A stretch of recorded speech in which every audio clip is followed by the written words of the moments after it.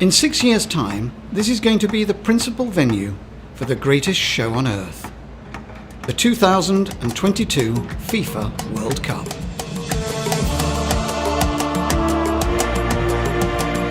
Architecturally, it'll be stunning and state-of-the-art.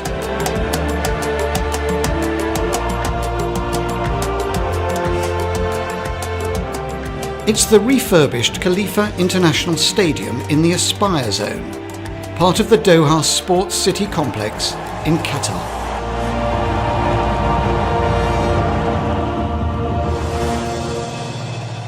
But there's an ugly side to the beautiful game.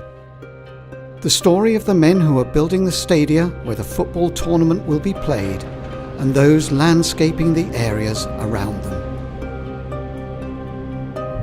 What we're dealing with here is workers facing the most appalling conditions, some of them facing forced labour. Sometimes I feel like I'm in prison. Do you really want to be watching the Football World Cup in 2022, thinking about workers who face abuse building the stadium where the world's top talent in football are playing? Each time I get my salary, I'm thankful to heavens because I never know, not just when, but whether I will be paid again. In 2014, Amnesty highlighted a range of labour abuses in Qatar. People who were paying exorbitant recruitment fees, being misled about the work on offer to them, living in appallingly dirty accommodation, having their pay delayed, and also forced labour. So there are 6 people living in this really small room, and this is where they cook their food, and this is where they sleep. Or they have common toilets at the back, and he's just saying that it's in pretty bad shape.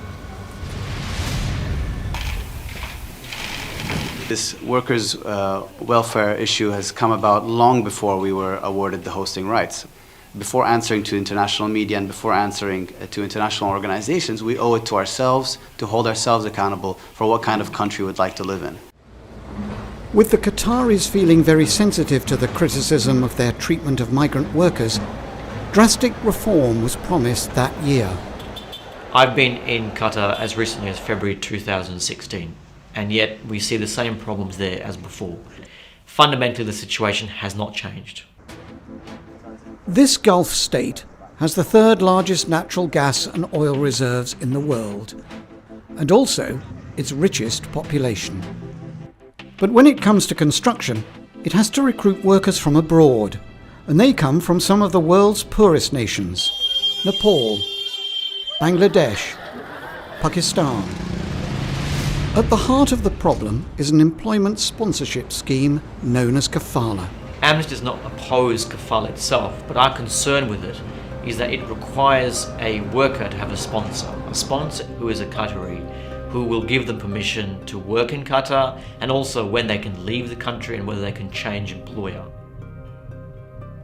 Now, this might seem innocuous, but what it basically means is that workers cannot literally change their job if they're not happy there, can't leave the country if there's some sort of a situation without their sponsor's permission.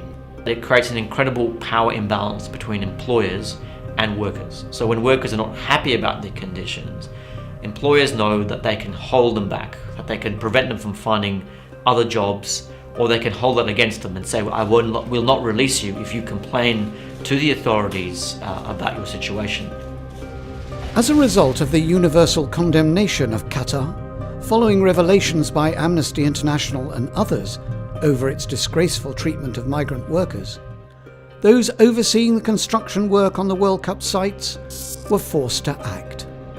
The Supreme Committee for Delivery and Legacy produced a set of workers' welfare standards, which were implemented in February 2014. We have developed our Workers' Charter that is already available to the public. The Workers' Charter builds upon what is available under Qatari labor law and is available right now for everybody to see, and it is our commitment towards workers' standards. The standards run to more than 100 pages and set out in detail the requirements for ethical recruitment and employment, binding contracts, how and when workers will be paid, holiday entitlement, repatriation expenses, healthcare, And most visible, the state of accommodation. As all of us know, lots of things look very good on paper. It's in the practice that we need to see changes made. Since the introduction of the welfare standards, we've documented a range of labour abuse on a World Cup site. You can now be jailed for taking photographs or filming in a workers' camp. But Amnesty spoke to 234 migrant workers on the Aspire Zone and the Khalifa Stadium World Cup sites. All of them employed since the introduction of the welfare standards. None would appear on camera, so we voiced their testimony using actors. All 234 said that they'd been deceived on at least one aspect of their employment terms, either the salary they'd be paid, the hours they'd have to work, or the type of job offered. I am an electrician and I agreed to electrician work. But when I came to Qatar, they gave me only electrician work for first 2 months. After that, they said I had to do iron fitting work. I felt I had no choice because there was no choice. I can't leave Qatar or change jobs. Problem is that we have people who have often struggled to find work back home from very humble backgrounds, often illiterate, in a very disempowered position. When they end up in places like Qatar, in fact, not only are they already debt-ridden, it turns out the job on offer is actually for much less pay, might even be much different conditions to what they agreed to. And they're stuck there. They can't leave. They can't even change jobs in that country. They're stuck in a cycle of abuse.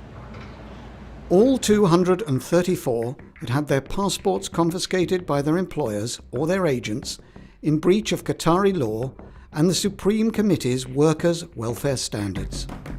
My boss said work for another 1 to 3 months and accept whatever you get. If you don't work for 700 riyals, you won't get paid and you won't get your passport back. They might as well have taken their identity, because in Qatar and many other countries in the region, a worker who is caught without any kind of identity documents is considered an absconded worker. That's a criminal offence in Qatar. You can be put in jail. More than half, 132, faced chronic delays in receiving their pay, in some cases many months beyond the monthly due date. All I want is my salary, like you promised, and on time. The salary is $200 per month. It is not enough to cover my living expenses, my debt for the recruiter fee, and to send money home for my family. Now, when you remember these are workers who have paid thousands of dollars often to recruiters back home to come in, have taken loans to pay for that under enormous debt clouds, when that pay, which is low, is delayed, it basically puts these people in an incredibly terrible situation. And many of those men claimed they hadn't been provided with valid residence permits. It's their lifeline. It's what allows them to get access to medical care, other services, and without it they can be arrested by the police at any moment as absconded workers. Migrant workers cannot themselves get residence permits because they need their employer to do it for them.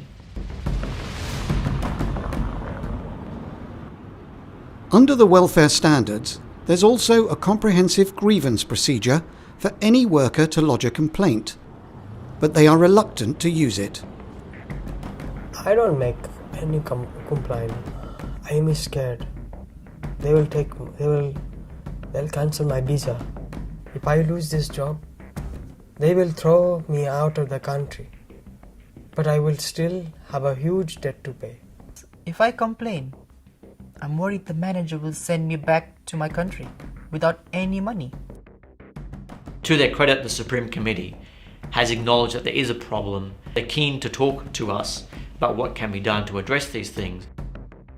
The Qatari government says it's working with all its contractors to implement and enforce the workers' standards, and over time, conditions for migrant workers will improve.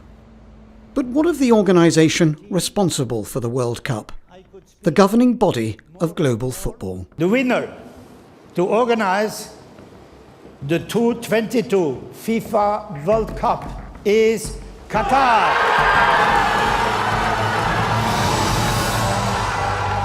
FIFA has not done enough to address this situation from the very beginning.